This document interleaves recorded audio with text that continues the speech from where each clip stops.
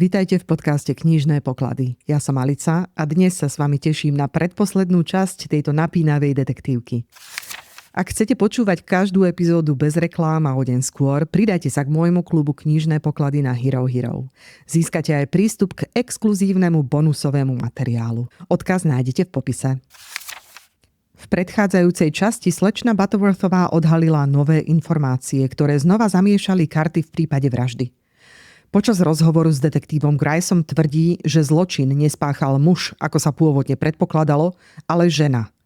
Má podozrenie, že vrahyňou je mladá žena Ruth Oliverová, ktorá sa zrejme nešťastne zaplietla do udalostí. Slečna Butterworthová opisuje, ako zanechala stopy, ktoré naznačujú jej účasť na zločine. Na základe nových dôkazov, ako sú prstene, detektív Grice prehodnocuje svoju predchádzajúcu teóriu. Kapitola končí chvíľou napätia, keď slečna Oliverová priznáva svoju účasť na incidente, ale stále nechce odhaliť, ktorý z bratov Van Burnemovcov je vinný. Detektív Grice nezistí viac, ani keď jej nastraží pascu v podobe 2 drožiek. V každej z nich sedí jeden z bratov Van Burnemovcov. Avšak je pripravený pokračovať v pátraní a zanecháva slečnu Butterworthovú bezradne na kraji ulice, po tom, čo zistila, že v drožke, do ktorej nastúpila Ruth Oliverová, sedel Howard Van Burnham. 36. kapitola. Výsledok. Bola som rovnako prekvapená výsledkom plánu pána Gricea ako on sám a možno som bola ešte viac sklamaná. No nebudem sa rozpisovať o svojich pocitoch, ani vás ďalej unavovať svojimi domnienkami. Viem, že vás o mnoho viac zaujíma, čo sa prihodilo pánovi Griceovi, keď nastúpil do drožky, v ktorej sedela slečna Oliverová. Očakával, že vzhľadom na intenzívne emócie, ktoré prejavila pri pohľade na Howarda Van Burnhama, lebo som sa nemýlila, pokiaľ ide o totožnosť osoby, ktorá s ňou v tej drožke sedela, že ju nájde veľmi rozrušenú. Predpokladal, že jej spoločník bude rovnako otrasený, natoľko, že už nedokáže ďalej popierať svoj vzťah k tejto žene ani svoju účasť na vražde, s ktorou boli obaja spojení toľkými usvedčujúcimi dôkazmi. Bol sklamaný, no zároveň ho táto nečakaná prekážka, ktorá narušila jeho starostlivo premyslený plán, aj povzbudila. Pozrel sa na slečnu Oliverovú ešte pozornejšie a videl, že jeho predpoklady o intenzite jej pocitov, ktoré ju priviedli k pánovi Van Burnhamovi, boli správne.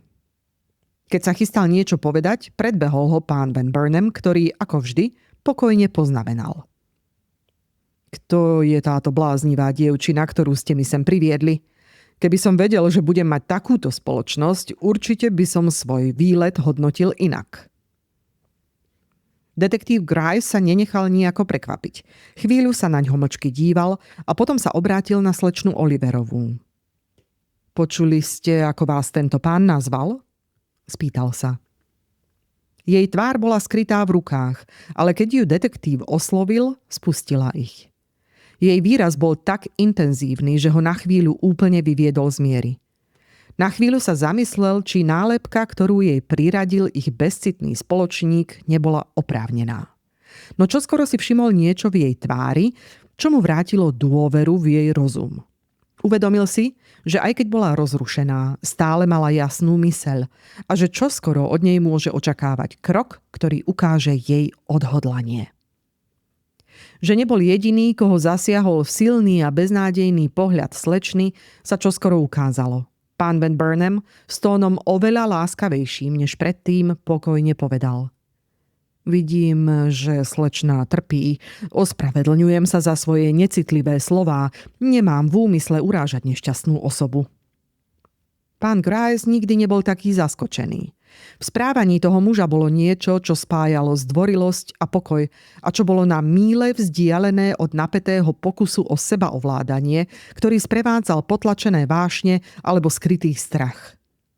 A v jej pohľade nebolo ani hnevu, ani opovrhnutia, ani žiadnej z emócií, ktoré by človek očakával. Detektív preto ďalej netlačil, ale len ju pozoroval stále pozornejšie, až kým nesklopila oči a neodvrátila sa od nich oboch. Potom povedal. Môžete mi povedať meno tohto pána, slečna Oliverová, aj keď on vás nechce spoznať?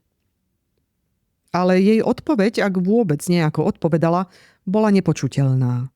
Jediný výsledok, ktorý pán Grice dosiahol týmto pokusom, bol rýchly pohľad na pána Van Burnhama a tieto nekompromisné slová. Ak si myslíte, že táto mladá dievčina ma pozná, alebo že ju poznám ja, veľmi sa mýlite. Je mi úplne cudzia, rovnako ako ja jej. A využívam túto príležitosť, aby som to zdôraznil.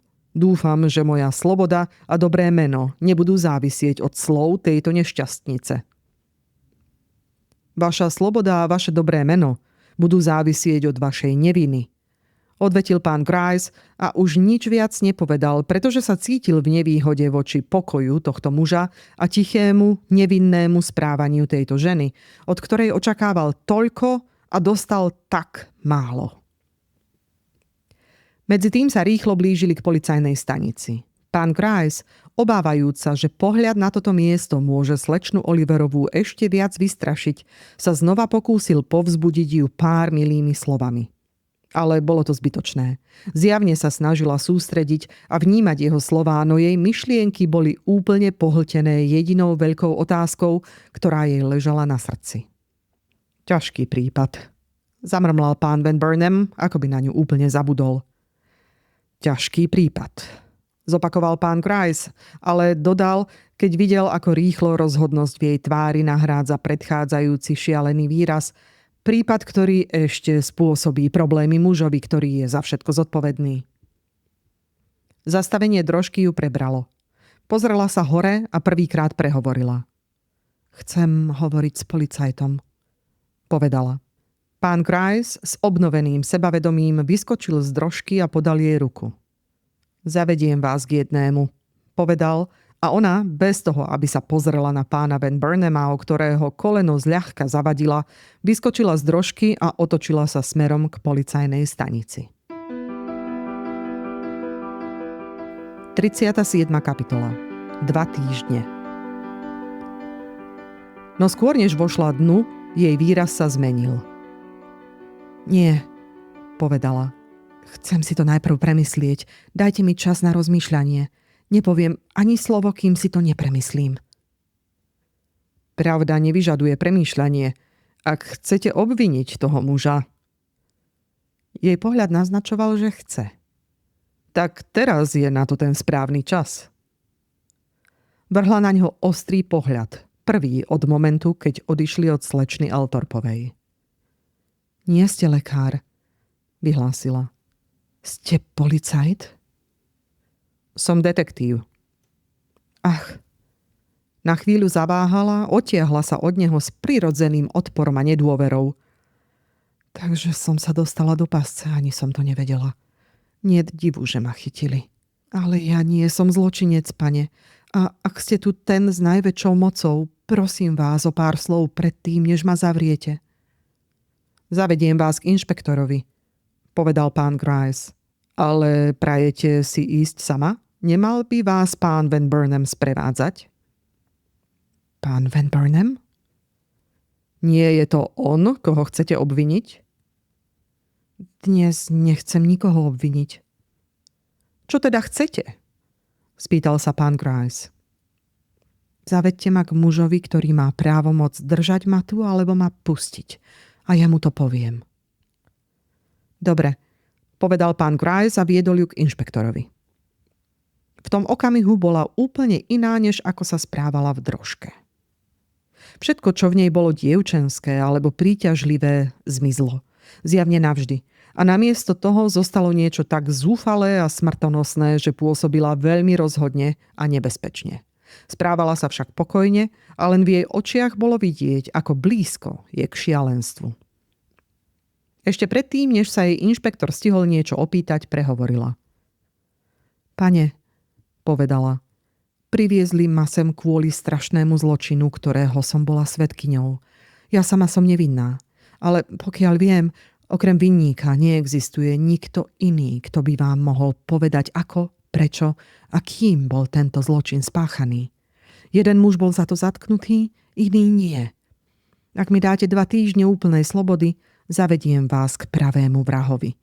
A nech sa Boh zľutuje nad jeho dušou. Je šialená, naznačil inšpektor pánovi Griceovi. Ale ten pokrútil hlavou. Ešte nebola šialená. Viem, pokračovala bez náznaku plachosti, ktorá sa zdala prirodzená za iných okolností. Že to môže vyzerať ako drzá požiadavka od niekoho ako som ja, ale len ak mi to umožníte, dostanete do rúk vraha pani Van Burnamovej, pretože nikdy neprehovorím, ak nebudem môcť hovoriť svojím spôsobom a keď to ja uznám za vhodné. Utrpenie, ktoré som prežila, musí byť nejako nahradené, inak zomriem od strachu a smútku. A ako dúfate, že získate odškodnenie za toto zdržanie? Spýtal sa inšpektor. Nemyslíte, že by ste sa cítili lepšie, keby ste ho tu a teraz obvinili, skôr než stráviť ďalšiu noc v domnienke, že je v bezpečí? Ale ona len zopakovala. Povedala som 2 týždne a 2 týždne musím dostať. 2 týždne, počas ktorých môžem prichádzať a odchádzať ako chcem. 2 týždne. A žiadna argumentácia, ktorú predniesli, ju nepresvedčila a nezmenila jej pokojný, rozhodný postoj, ktorý skrýval náznak šialenstva. Inšpektor a detektív si vzájomne pohľadom potvrdili porážku a odstúpili nabok, kde medzi nimi prebehla približne táto konverzácia. Myslíte si, že je pri zmysloch? Áno, myslím. A že taká zostane počas tých 2 týždňov? Ak jej vyhovieme, áno. Ste si istí, že je do toho zločinu zapletená? Bola svedkyňou. A že hovorí pravdu, keď tvrdí, že je jediná, kto môže ukázať vinníka? Áno, je to tak. Je jediná, ktorá to môže urobiť. Postoj rodiny Van Burnamovcov, najmä Howardov, práve teraz v prítomnosti tejto dievčiny ukazuje, akú malú pomoc môžeme od nich očakávať. Ale aj vy myslíte, že vedia o tom zločine toľko, čo ona? Neviem, čo si mám myslieť. Poprvýkrát som zmetený, inšpektor. Všetky emócie, ktoré táto žena prežíva, boli vyvolané jej nečakaným stretnutím s Howardom Van Burnhamom. A predsa, ich ľahostajnosť, keď sa stretli, ako aj jej momentálne správanie, naznačuje, že medzi nimi nie je žiadne spojenie, čo okamžite vyvracia teóriu o jeho vine. Bolo to teda stretnutie s Franklinom, ktoré na ňu tak silno zapôsobilo a bola jej zdanlivá ľahostajnosť pri stretnutí s ním len dôkazom jej schopnosti sebaovládania? Zdá sa to byť nemožné a v skutočnosti je tento prípad plný prekážok a nepravdepodobných okolností. Nič nesedí, nič nezapadá. Dostanem sa o kúsok ďalej a narazím na stenu. Buď tí, ktorí tento zločin spáchali, majú nadľudskú schopnosť klamať, alebo som úplne na zlej stope. Inými slovami, skúšali ste všetky prostriedky, ktoré poznáte, aby ste sa dostali k pravde a zlyhali ste. Áno, pane, aj keď ma to veľmi mrzí. Tak musíme prijať jej podmienky. Môžeme ju sledovať? Každú minútu. Dobre. Extrémne prípady si vyžadujú extrémne opatrenia. Necháme ju, nech si robí, čo chce a uvidíme, čo z toho bude. Pomsta je veľká zbraň v rukách odhodlanej ženy a podľa jej pohľadu si myslím, že ju využije naplno. Keď sa vrátili k dievčine, inšpektor sa jej opýtal, či si je istá, že vrah neunikne počas tej doby, ktorá musí uplynúť pred jeho zatknutím. I hneď sa jej tvár, ktorá vyzerala, že navždy zostane bledá, sfarbila do hlbokej, bolestnej červenej a zvolala. Ak sa dozvie, čo sa tu deje, nebudem schopná zabrániť jeho úteku. Prisahajte teda, že moja samotná existencia zostane tajomstvom medzi vami dvoma. Inak neurobím nič pre jeho zatknutie. Nie, ani keby to malo zachrániť nevinných. Neprisaháme, ale sľubujeme, odpovedal inšpektor. A teraz, kedy môžeme očakávať, že sa od vás niečo dozvieme? O 2 týždne. Od dnešného večera, keď hodiny odbijú 8. Buďte tam, kde budem v tom čase ja a uvidíte, na čie rameno položím ruku. Bude to rameno muža, ktorý zabil pani Van Burnhamovú. 38. kapitola. Biele saténové šaty. Udalosti, ktoré som práve opísala, sa ku mne dostali až o niekoľko dní neskôr, ale zaznamenávam ich teraz, aby som vás pripravila na rozhovor, ktorý sa čoskoro odohral medzi mnou a pánom Griceom. Nevidela som ho od našej pomerne neuspokojivej rozlúčky pred domom slečny Eltorpovej a napätie, ktoré som medzi tým prežívala, spôsobilo, že moje privítanie bolo zbytočne príliš srdečné. On to však prijal úplne prirodzene. Tešíte sa, že ma vidíte, povedal, pretože sa zaujímate, čo sa stalo so slečnou Oliverovou. Nuž je v dobrých rukách, u pani Desbergerovej, ak to chcete vedieť, ženy, ktorú, ako viem, poznáte. U pani Desbergerovej? Bola som prekvapená. Ale ja som každý deň prezerala noviny, či sa neobjaví správa o jej zatknutí. Bez pochyby, odpovedal, ale my policajti sme pomalí, ešte nie sme pripravení ju zatknúť. Medzi tým nám môžete urobiť láskavosť. Chce vás vidieť. Ste schopná ju navštíviť? Moja odpoveď obsahovala len málo z tej zvedavosti a nedočkavosti, ktoré som v skutočnosti cítila. Som vždy k vašim službám. Chcete, aby som išla hneď teraz? Slečna Oliverová je netrpezlivá, priznal.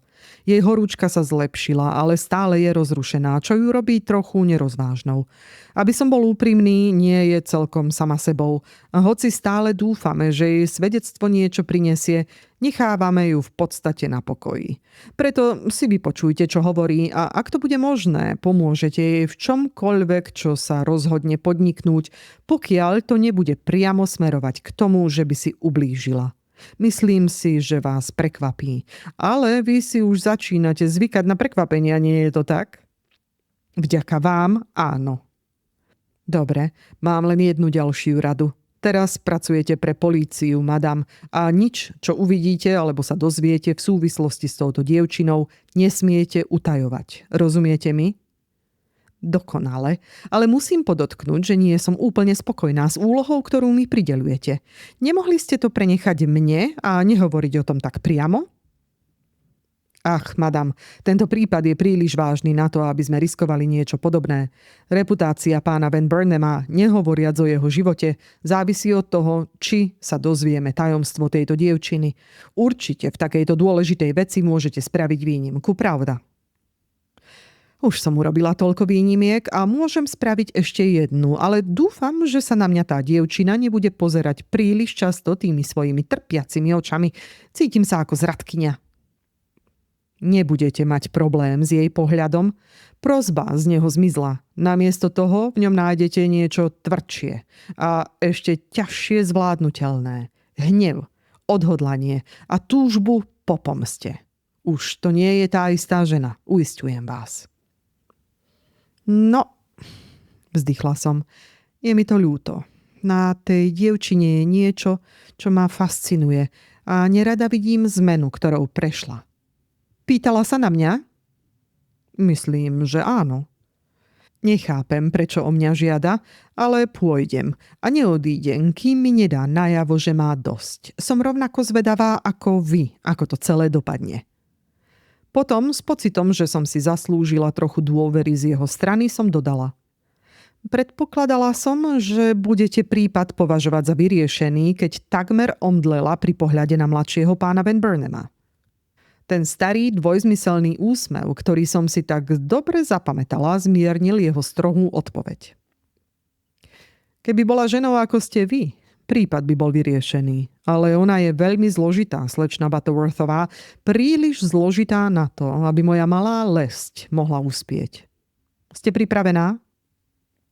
Nebola som, ale netrvalo mi dlho, kým som sa pripravila a do hodiny som sedela v salóne pani Desbergerovej na 9. ulici. Slečna Oliverová sa objavila čoskoro. Očakávala som zmenu v jej vzhľade a predsa šok, ktorý som pocítila, keď som ju prvýkrát videla, musel byť zjavný, pretože okamžite poznamenala.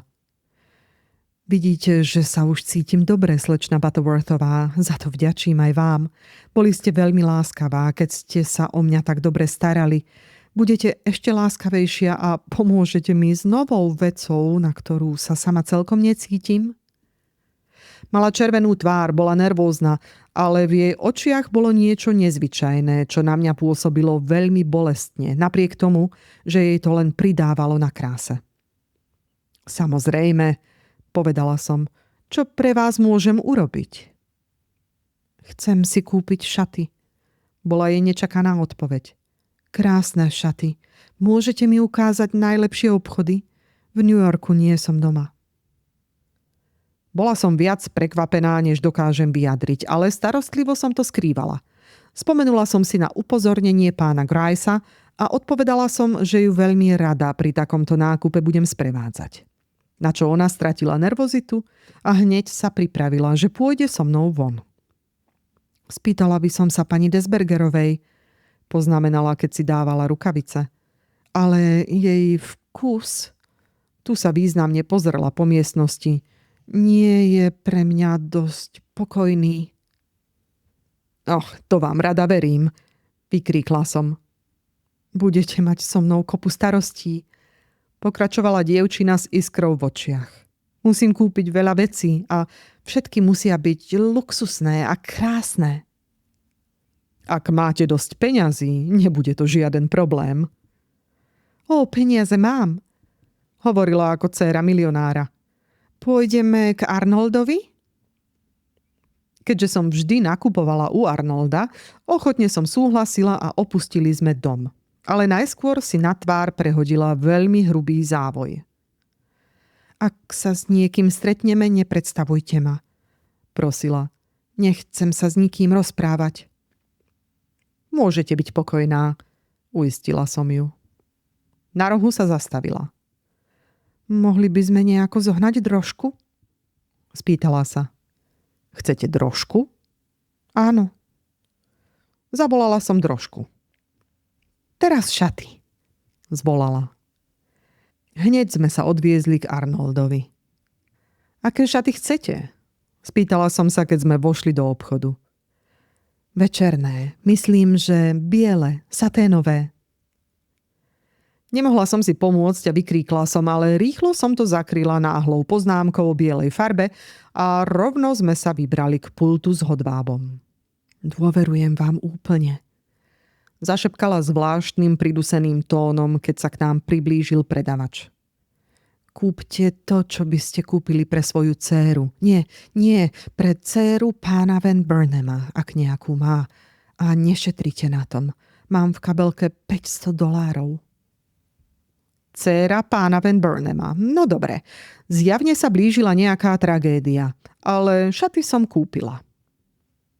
A teraz, povedala, čipky a všetko, čo je potrebné, aby som to vhodne doplnila. A potrebujem aj topánky a rukavice. Viete, čo mladá dievčina potrebuje, aby vyzerala ako dáma. Chcem vyzerať tak, že ani ten najkritickejší pohľad nenájde na mojom vzhľade žiadnu chybu. Dá sa to tak urobiť však, slečna Butterworthová. Moja tvár a postava nezničia dojem však? Nie, povedala som. Máte peknú tvár a krásnu postavu. Budete vyzerať dobre.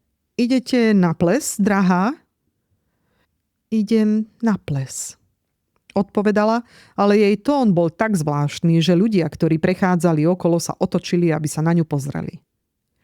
Necháme všetko poslať do drožky, povedala a šla so mnou od pultu k pultu s peňaženkou v ruke, ale ani raz nezodvihla závoj, aby sa pozrela na to, čo nám ponúkali. A keď som sa jej snažila poradiť o nejakom tovare, stále opakovala. Kúpte to najkvalitnejšie, nechávam to na vás. Keby mi pán Gryce nepovedal, že jej treba vyhovieť, nikdy by som toto utrpenie nezvládla. Vidieť dievčinu, ako utráca svoje úspory na takéto zbytočnosti, bolo pre mňa bolestivé a viackrát som mala pokušenie odmietnúť ďalšiu účasť na takejto extravagancii, ale myšlienka na moje záväzky voči pánovi Gryceovi ma zadržala a pokračovala som v míňaní dolárov toho chudobného dievčaťa s väčšou bolesťou, ako keby som ich brala zo svojho vlastného vrecka.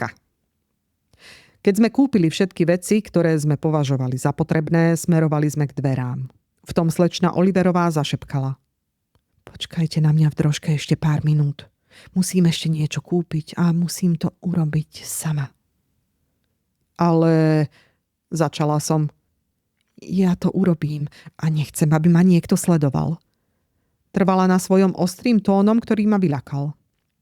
A keďže som nevidela iný spôsob, ako zabrániť scéne, nechala som ju odísť, aj keď ma to stálo nervóznych 15 minút. Keď sa ku mne vrátila, pozorne som si prezrela balíček, ktorý držala. Ale nedokázala som uhádnuť, čo v ňom je. Teraz, zvolala, keď si sadla a zavrela dvere drožky, kde nájdem krajčírku, ktorá by bola schopná a ochotná ušiť tieto saténové šaty za 5 dní? To som jej nevedela povedať, ale po krátkom hľadaní sme našli ženu, ktorá sľúbila ušiť elegantný odev v stanovenom čase. Po prvom meraní sme sa odviezli späť na 9. ulicu a ja som si natrvalo zapamätala chladnú a strnulú postavu slečny Oliverovej, ako stála v trojuholníkovom krajčírskom salóne a podrobovala sa mechanickým dotykom modistky s navonok pokojným výrazom, ale s pohľadom plným hrôzy, ktorý prezrádzal jej vnútorné trápenie. 39. kapitola. Pozorujúce oko. Potom, čo som sa rozlúčila so slečnou Oliverovou na schodoch domu pani Desbergerovej, už som ju viac v tom dome nenavštívila. Preto som sa rozhodla podať tú správu osoby, ktorá bola v lepšej pozícii ako ja, aby mohla dievčinu pozorovať počas nasledujúcich dní. Touto osobou bola žena v službách polície. Jej slová sú zaujímavé svedectvo. Piatok popoludní. Slečna vyšla dnes v spoločnosti staršej ženy, ktorá vyzerala vážne. Táto staršia žena nosí vlasy upravené do vln a pohybuje sa s veľkou precíznosťou. Píšem to pre prípad, že bude potrebné ju identifikovať. Varovali ma, že slečna Oliverová pravdepodobne odíde a pretože muž, ktorý mal sledovať vchodové dvere, bol v službe, zamestnávala som sa počas jej neprítomnosti tým, že som urobila malý otvor v priečke medzi našimi 2 izbami. Potom som čakala na jej návrat. Zdržala sa až takmer do tmy. Keď sa vrátila, mala ruky plné balíkov. Vložila ich do zásuvky komódy okrem jedného, ktorý opatrne uložila pod vankúš. Zaujímalo ma, čo to môže byť, ale z jeho veľkosti alebo tvaru som nemohla nič vyvodiť. Jej správanie, keď si dávala dole klobúk, bolo ešte prudkejšie ako predtým a podivný úsmev, ktorý som si predtým nevšimla na jej perách, dodal jej výrazu väčšiu silu. Ale po večeri zbledla a mala nepokojnú noc. Počula som ju chodiť po izbe dlho potom, čo som si myslela, že by bolo rozumné ísť spať. A v priebehu noci ma rušilo jej stonanie, ktoré neznelo ako choroba, ale ako silný nepokoj. Sobota. Dnes je slečna tichá. Väčšinu času sedí s rukami zloženými na kolenách pred ohňom. Často sa strhne, ako by sa náhle prebudila z pohlcujúceho toku myšlienok. Je to smutný pohľad, najmä keď ju prepadne strach v týchto náhodných chvíľach. Dnes žiadne prechádzky, žiadni návštevníci. Raz som ju počula hovoriť niekoľko slov v cudzom jazyku a raz sa postavila pred zrkadlo v tak dôstojnom postoji, že ma jej krása prekvapila. Oheň v jej očiach v tej chvíli bol pozoruhodný. Neprekvapilo by ma, keby urobila čokoľvek. Nedeľa. Dnes písala, ale keď napísala niekoľko stránok, náhle ich všetky roztrhala a hodila do ohňa. Čas sa jej zdá byť nekonečný, pretože každú chvíľu ide k oknu, z ktorého je vidno vzdialené kostolné hodiny a vzdychá, keď sa odvráti. Večer opäť píše a roní slzy, ale aj tieto listy spálila a slzy zastavil smiech, ktorý neveští nič dobré pre osobu, ktorá ho vyvolala. Balík vybrala spod vankúša a uložila na miesto, ktoré nebolo vidno z otvoru na sledovanie. Pondelok. Slečna dnes opäť vyšla von. Bola preč asi 2 hodiny alebo viac. Keď sa vrátila, sadla si pred zrkadlo a začala si upravovať vlasy. Má jemné vlasy a skúšala si ich upraviť rôznymi spôsobmi. Žiadny sa jej nepáčil a tak ich zase rozčesala a nechala tak až do večere, keď si ich zviazala do obvyklého jednoduchého uzla. Pani Desbergerová strávila s ňou niekoľko minút, ale ich rozhovor nebol ani zďaleka dôverný a preto nezaujímavý. Kiež by ľudia hovorili hlasnejšie, keď sa rozprávajú sami so sebou.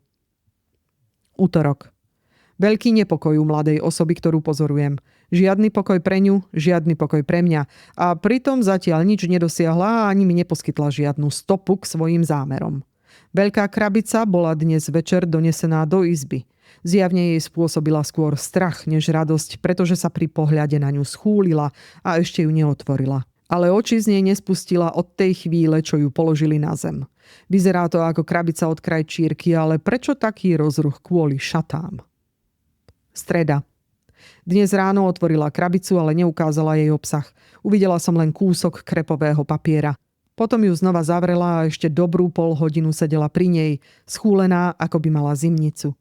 Začala som mať pocit, že v tej krabici je niečo nebezpečné, pretože sa na to znova a znova pozerala s takými protichodnými výrazmi v tvári, so strachom a s divokým odhodlaním. Keď vstala, bolo to len preto, aby zistila, koľko minút z toho mizerného dňa už uplynulo. Štvrtok. Je chorá. Nesnažila sa vstať z postele. Raňajky jej priniesla pani Desbergerová, ktorá jej venovala všetku pozornosť, ale nedokázala ju presvedčiť, aby jedla. Nechcela však, aby podnos zobrali preč. A keď zostala opäť sama, alebo sa domnievala, že je sama, pozerala sa na nôž ležiaci na tanieri tak dlho, že som sa začala báť a sotva som sa dokázala ovládnuť, aby som nevtrhla do izby. Ale spomenula som si na svoje pokyny a zostala som ticho, aj keď som videla, že jej ruka sa kradmo približuje k možnej zbrani, hoci som svoju ruku držala na zvončeku, ktorý našťastie visel pri mojom boku. Vyzerala, že je schopná poraniť sa tým nožom, ale po chvíli, keď ho držala v ruke, ho zase položila a obrátila sa s tichým vzdychom k stene. Nepokúsi sa zomrieť, kým nedosiahne to, čo má na mysli. Piatok. V susednej izbe je všetko v poriadku. To znamená, že mladá dáma vstala, ale od včera večera je tu ďalšia zmena v jej vzhľade. Začala pohrdať sama sebou a menej sa zaoberá smútením. Ale jej netrpezlivosť s tým, ako pomaly plynie čas, stále pretrváva a jej záujem o tú krabicu je ešte väčší než predtým. Neotvárajú však, len sa na ňu pozerá a sem tam položí svoju trasúcu sa ruku na vrch. Sobota. Deň bez udalostí. Slečna je smutná a veľmi tichá. Jej oči začínajú vyzerať ako strašidelné jamky v jej bledej tvári. Stále sa rozpráva sama so sebou, ale veľmi tichým a mechanickým spôsobom, ktorý je pre poslucháča veľmi únavný, najmä keď sa nedá rozoznať ani slovo. Dnes som sa pokúsila navštíviť ju v jej izbe, ale nepustila ma dnu. Nedeľa. Od začiatku som si všimla, že na jednej strane jej stolíka leží Biblia. Dnes si jej tiež všimla a impulzívne sa za ňou natiahla. Ale pri prvom slove ticho vykríkla, rýchlo knihu zavrela a vrátila na miesto. Neskôr ju však opäť vzala a prečítala niekoľko kapitol. Výsledkom bolo miernejšie správanie. Spať však šla rovnako rozrušená ako vždy. Pondelok. Celý deň chodí po izbe. Nikoho nevidela, s nikým nehovorila a zdá sa, že sotva dokáže krotiť svoju netrpezlivosť. Dlho to takto nevydrží. Utorok. Moje prekvapenia začali ráno. Hneď ako bola jej izba uprataná, slečna Oliverová zamkla dvere a začala otvárať svoje balíky. Najskôr vybrala pár bielých hodvábnych pančúch, ktoré starostlivo, ale bez záujmu položila na posteľ. Potom otvorila balík s rukavicami. Tie boli tiež biele a zjavne najlepšej kvality. Potom sa objavila čipkovaná vreckovka, topánky, vejár a pár ozdobných sponiek a nakoniec otvorila záhadnú krabicu a vytiahla šaty tak kvalitné a tak jednoducho elegantné, že mi to skoro vyrazilo dych. Boli biele, ušité z najkvalitnejšieho saténu a v tej ošumelej izbe pôsobili rovnako nevhodne ako ich majiteľka v momentoch nadšenia, ktoré som spomínala. Keď vytiahla šaty, mala červenú tvár, ale keď ich videla ležať na posteli, opäť zbledla. Skutočne, keď sa na ne pozrela, jej tvár vyjadrovala vášnivú nenávisť. Zakryla si rukami oči a zakolísala sa, pričom vyslovila prvé slová, ktoré som dokázala rozpoznať, odkedy som tu v službe. Boli to slová plné násilia, ktoré sa jej tlačili z pier, akoby bez jej vôle. Cítim nenávisť. Nič iné ako nenávisť. Ach, keby ma aspoň poháňala povinnosť. Neskôr sa upokojila a zakryla všetko plátnom, ktoré si zjavne pripravila na tento účel. Potom zavolala pani Desbergerovú. Keď tá žena prišla, privítala ju s bledým, ale rozhodne nie pochybujúcim úsmevom a s tichou dôstojnosťou ignorovala veľmi očividnú zvedavosť, ktorou pani Desbergerová pozorovala posteľ. Povedala jej prívetivo. Bola ste ku mne taká láskavá, pani Desbergerová, že vám poviem tajomstvo. Zostane to tajomstvom? Alebo to zajtra uvidím na tvárach všetkých mojich spolubývajúcich? Môžete si predstaviť odpoveď pani Desbergerovej, rovnako ako spôsob, akým ju vyslovila. Dievčina povedala: Dnes večer idem von, pani Desbergerová. Idem do veľkej spoločnosti. Idem na svadbu slečny Eltorpovej. Potom, ako dobrá žena vyriekla niekoľko slov prekvapenia a radosti, pokračovala: Nechcem, aby to niekto vedel. A bola by som veľmi rada, keby som mohla potichu opustiť dom bez toho, aby si ma niekto všimol. Budem potrebovať koč, ale vy mi ho zaobstaráte však? A dajte mi vedieť, keď príde. Som nesmelá, pokiaľ ide o to, čo si o mne myslia ľudia. A okrem toho, ako viete, nie som šťastná ani zdravá, keď mám ísť na svadbu a mám nové šaty a... Takmer sa rozplakala, ale rýchlo sa vschopila a s pohľadom, ktorý ju urobil takmer desivou, pretože to bolo úplne v rozpore s jej napätým a neprirodzeným správaním, zdvihla roh plátna a povedala: Ukážem vám moje šaty, ak mi sľúbite, že mi potichu pomôžete opustiť dom. Čo samozrejme malo požadovaný účinok na pani Desbergerovú, ktorej najslabšou stránkou bola láska k šatám.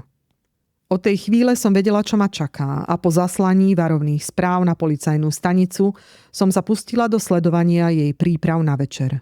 Videla som, ako si upravila vlasy a obliekla si elegantné šaty. A výsledok ma prekvapil, ako keby som nemala najmenšie tušenie, že potrebuje len drahé šaty, aby vyzerala krásne a vznešene. Štvorcový balík, ktorý kedysi skryla pod vankúšom, vytiahla a položila na posteľ. A keď pani Desbergerová tichým zaklopaním oznámila príchod koča, schovala ho pod plášť, ktorý si rýchlo hodila cez plecia. Pani Desbergerová vošla a zhasla svetlo, ale skôr, než sa izba ponorila do tmy, zazrela som tvár slečny Oliverovej. Jej výraz bol hrozný, ďaleko horší než čokoľvek, čo som kedy videla na ľudskej tvári. 40. kapitola. Keď odbili hodiny. Na svadby zvyčajne nechodím, ale napriek tomu, že som bola veľmi napätá kvôli slečne Oliverovej, cítila som, že nemôžem premeškať svadbu slečny Eltorpovej. Na túto príležitosť som si objednala nové šaty a bola som v najlepšej nálade, keď som sa viezla do kostola, v ktorom sa mal konať obrad. Vzrušenie z veľkej spoločenskej udalosti mi tentoraz neprekážalo a ani mi nevadil dav, hoci sa nepríjemne tlačili, kým mi neprišiel na pomoc zriadenec a neusadil ma v lavici, z ktorej som mala dobrý výhľad na oltár. Prišla som skôr, ale to je u mňa zvykom a mala som dostatok času na pozorovanie. Pozorne som si všimla každý krásny detail výzdoby, pričom vkus slečny Eltorpovej bol vynikajúci, avšak nikdy neprekračoval hranicu okázalosti. Jej priatelia sú v mnohých prípadoch aj moji priatelia a bolo mi potešením vidieť známe tváre v dave neznámych ľudí. To, že scéna bola žiarivá a že hodváb, satén a diamanty tu boli prakticky všade, je samozrejmé. Konečne sa kostol zaplnil a ticho, ktoré zvyčajne predchádza príchodu nevesty, sa rozprestieralo nad celým zhromaždením, keď som zrazu zbadala v osobe slušne vyzerajúceho pána, sediaceho v bočnej lavici, postavu a črty pána Grycea, detektíva. Bol to pre mňa šok. Ale čo ma na jeho prítomnosti tak mohlo znepokojovať? Nemohla mu slečna Eltorpová urobiť túto radosť zo srdca? Keď som však už raz upriamila pozornosť na neho, nemohla som sa pozerať na nikoho iného. Sledovala som jeho výraz, ktorý bol neutrálny, hoci trochu znepokojený na niekoho, kto sa zúčastňuje čisto spoločenskej udalosti. Príchod kňaza a náhly zvuk orgánu v dobre známej svadobnej melódii upriamili moju pozornosť späť na samotnú udalosť. A keď v tej chvíli ženích prišiel pred oltár, aby čakal na svoju nevestu, bola som pohltená jeho ušľachtilým vzhľadom a vznešeným, hrdým a šťastným výrazom, s ktorým pozoroval majestátny príchod svadobného sprievodu. Ale zrazu sa celým žiarivým zhromaždením rozľahol pohyb. Kňaz urobil krok, ženích sa náhle trhol a zvuk, hoci jemný, pohybujúcich sa nôh, utíchol. A ja som videla, ako z dverí na opačnej strane oltára prichádza Druhá nevesta. Oblečená v bielom a obklopená dlhým závojom, ktorý úplne zakrýval jej tvár. Druhá nevesta. A prvá bola už na pol ceste uličkou a len jeden ženích tam stál pripravený. Kňaz, ktorý sa zdal byť rovnako bezmocný ako všetci ostatní, sa pokúsil prehovoriť, ale prichádzajúca žena, na ktorú sa upierali všetky pohľady, ho predbehla rozhodným gestom.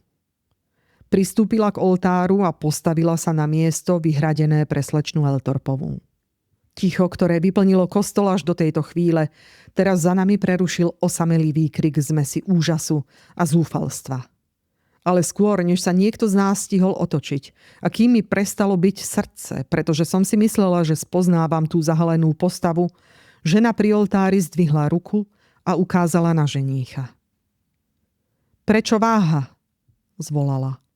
Nespoznáva jedinú ženu, s ktorou sa odváži postaviť pred Boha a ľudí pred oltár, pretože som už jeho manželkou a to už 5 dlhých rokov. Je nesprávne, že nosím tento závoj, keď on, manžel, neoslobodený zákonom, sa odváži vstúpiť na toto posvätné miesto s nádejou a očakávaním ženícha. Bola to Ruth Oliverová, ktorá prehovorila.